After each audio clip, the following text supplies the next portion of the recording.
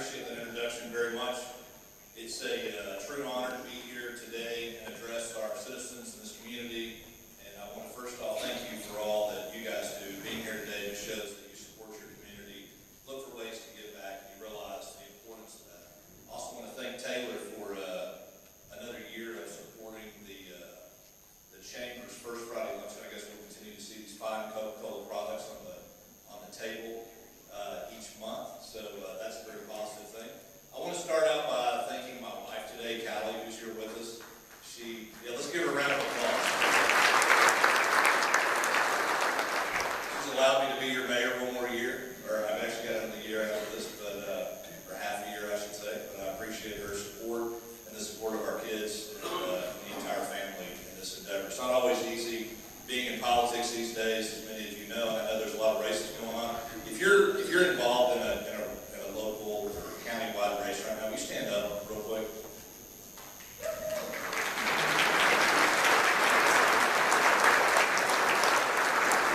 We oftentimes, I didn't realize it until I got in this business, but it's not easy running a campaign.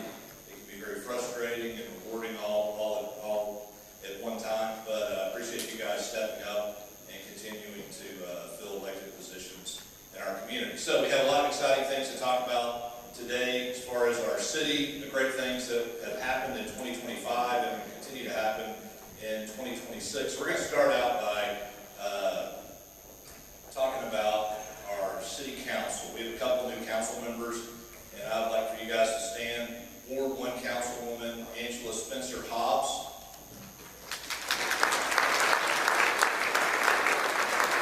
And our Ward 3 Councilwoman Kimberly Abel.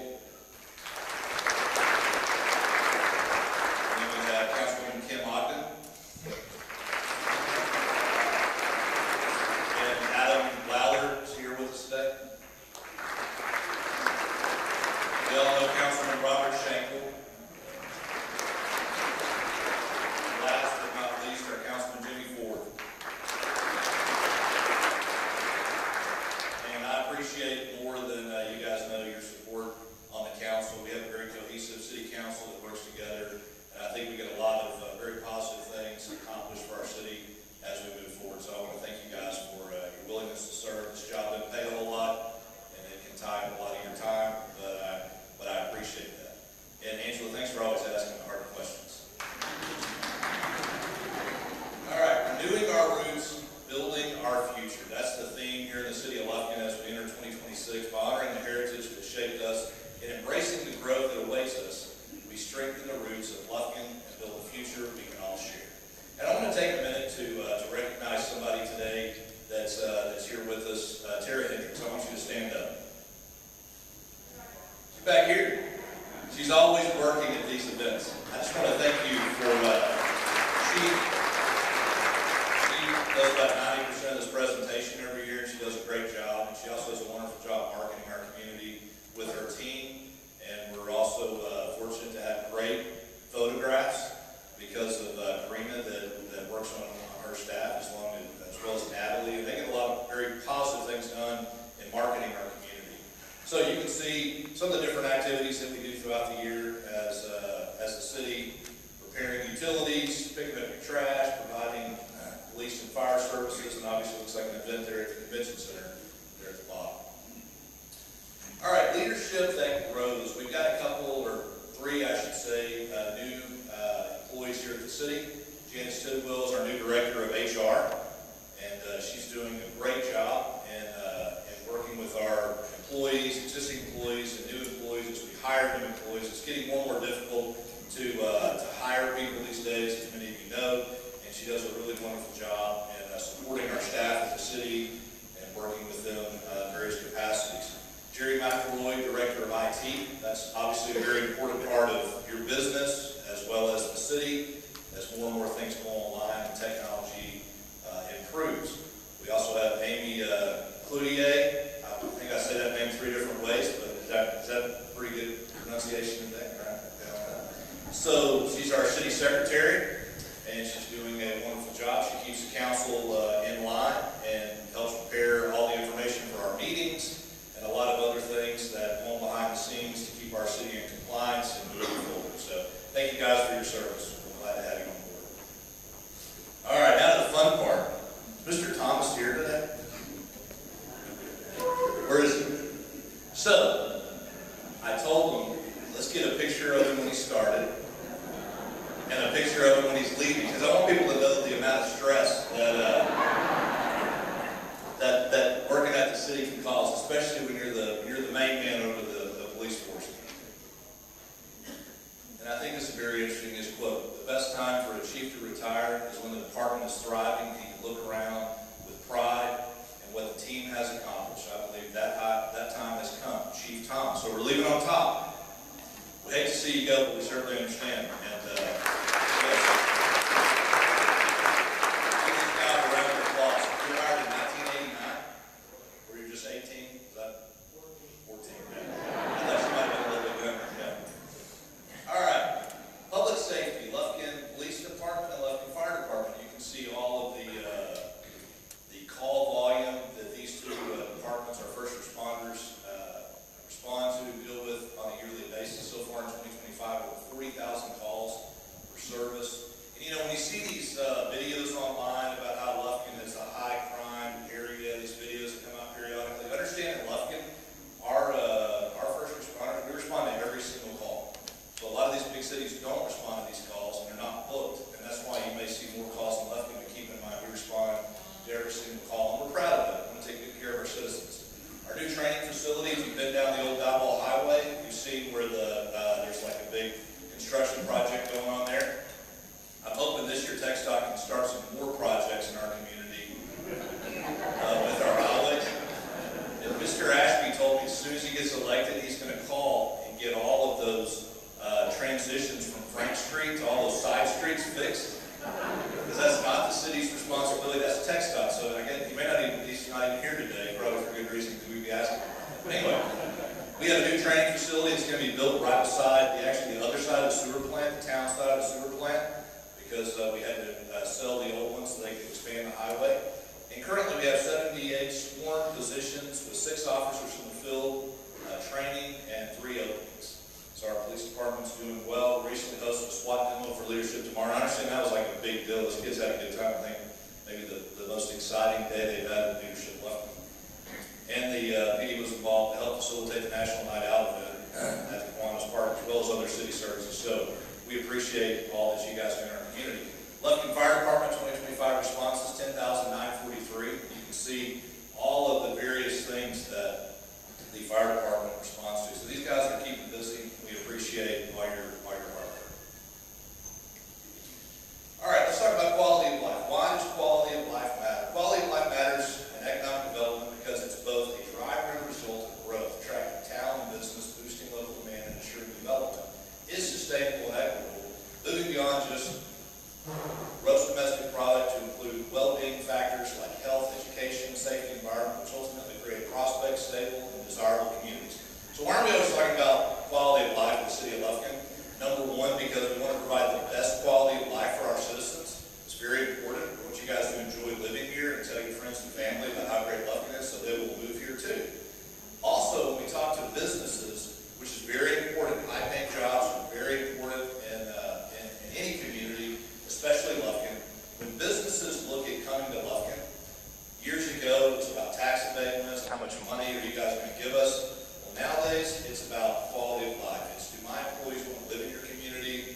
Is there something that your community has to offer? A lot of young people are more interested in living someplace cool, where there's things for them to do than necessarily their salary or the company that they work for. So we want to really focus on quality of life and provide things for our citizens. And that's why this year we're focusing on our parks. We just completed a large renovation project, sort of rebuilding Morris Frank Park. We have a great sports facility out there now. We're focused on walkability and things that benefit our citizens and our community. Economic development, that's a huge driver obviously in our community. This year we had the grand opening of the Gap Fosse facility, and I saw some of you guys here earlier, and we appreciate you being with us today. But this is really exciting. A company from Lyon, France, decided to move to Little Old Lufkin, Texas, and open up their first North American manufacturing facility. Very proud of this. It's a beautiful facility located out in our business park. If you have an opportunity to check it out, I encourage you to go look at it. It's a really unique business that makes products that are in pharmaceuticals and makeup and things like that. So we're excited to have them in town, and it's something that kind of gives us bragging rights to have a company, a foreign company in our community that chose Lufkin because it's a great place to be. We're also focusing, the 4B is focusing on the airport. We've seen great economic development opportunities out there. We built a hangar last year that we ended up leasing to HCH Aviation. It's a $6 million investment, 20 full-time jobs, and now we have KC Aviation at the airport, which is a quickly growing aviation company that provides all sorts of services. And that's there's a lot happening at our airport, and there's a lot of people that fly into Angelina County to get fuel, to have lunch here, to do business here. So we want to provide them with the finest facilities available, and that's something that we partnered up with the county on to work together and make something positive happen for Lufkin. Now, I also want to talk about, as you know, our legendary economic developer Bob Sanford has retired, and if you see him in town, he'll still tell you what a good job he did. So just ask him. And we want to welcome Larissa Philpott Brown as our new economic development director. I believe Larissa's here with us today. We're excited to see the great things to come in Lufkin. Somebody else I want to mention, and I want to tell you, we're going to talk about the engineering department next year. We're showing a slide. Elena Helton, who's here with us today, is our new planning director.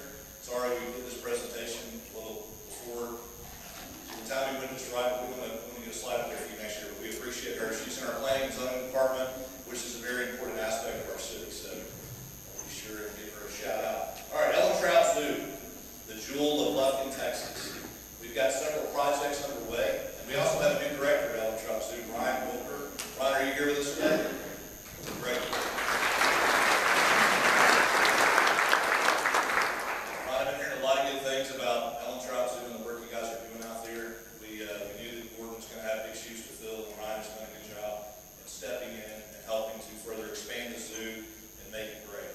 So we've got a new fall eagle exhibit, the Center for Crocodile, let's say, Reproduction, new construction for the African primate exhibit, and then the enhanced viewing for tigers, jaguars, and lions.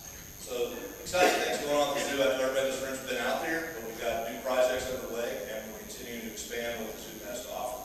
This is another exciting project that is kicking off in 2026, the Wilds of Africa exhibit. And it's a viewing area for all sorts of different creatures, and that's the reclusive okapi. Did I say that right? All right. Very good. So you guys got your zoo and check it out. All right, Lufkin Parks and Recreation Master Plan. So, as your mayor, I'm always talking to people in our community, and something that I hear a lot of people tell me about are the condition of our parks. And I grew up here, I've been here my whole life, and I realized the condition of our parks, and this is something that we decided, hey, it's time to focus on our parks, it's time to upgrade our parks, bring our parks into the 2026 and beyond. So, sometimes in government, the wheels move slowly because we want to make sure that, we make the right improvements and we spend your tax dollars accordingly so it benefits everyone. We did a master plan, a 10-year master plan is now completed.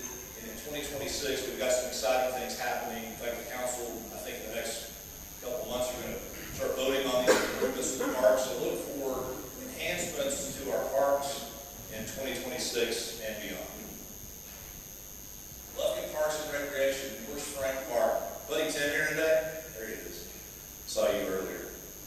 Thought you had a quote on here, so I think it's in the next slide.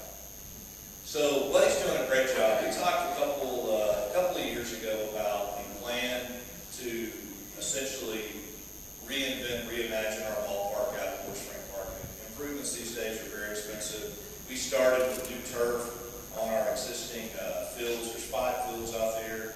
And we immediately started increasing the amount of tournaments. That's something that we want to focus on, bringing new tournaments to Lufkin. And keep in mind, this is when we had temporary concession stands and bathrooms.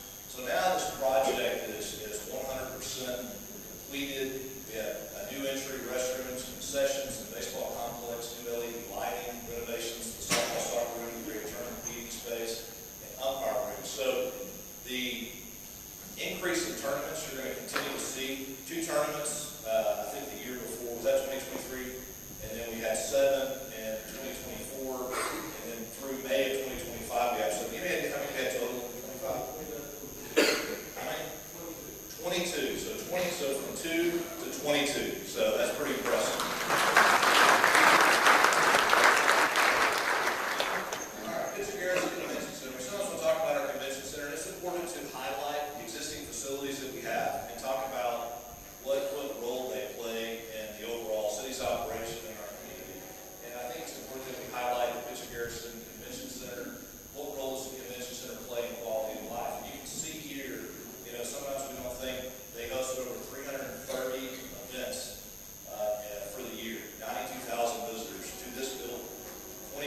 conferences and regional trainings.